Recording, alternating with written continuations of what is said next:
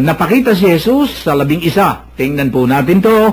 Pagkatapos napakita siya sa 11, samantalang kumakain ang mga ito, pinagwika niya sila dahil sa hindi nila pananalig sa kanya at sa katigasan ng ulo, sapagkat hindi sila naniniwala sa mga nakakita sa kanya pagkatapos na siya ay muling nabuhay. At sinabi ni Jesus sa kanila, humayo kayo sa buong sanlibutan at ipangaral ninyo sa lahat ng mabuting balita. Ang sumasampalataya at mabautismuhan ay may liligtas, ngunit ang hindi sumampalataya ay parurusahan.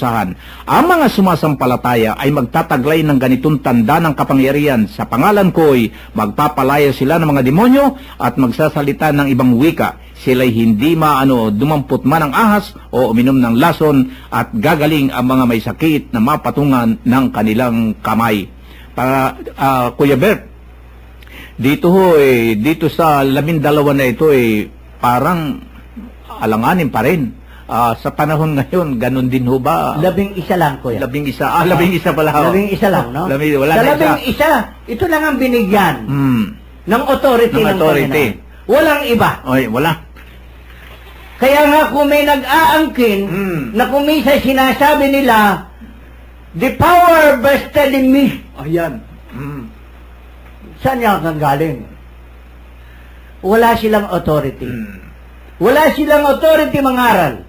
Wala silang authority na magsabi sa pangalan ng ating Panginoon. Wala silang authority na gamitin ang pangalan ng Diyos, kundi ang 11 ito.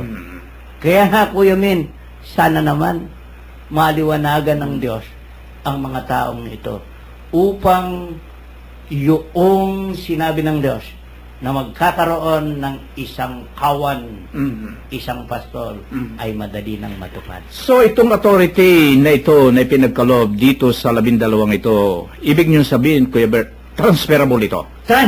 Transferable. Ibig sabihin, kung sino man ang binigyan ng authority ito at binigyan nila noon, hanggang sa kasalukuyan na ibibigay at na itatransfer ang authority na ito, yun ay may kapangyarihan. May kapangyarihan, Kuya. Kasi mismong sila binigyan ng authority ng Panginoon.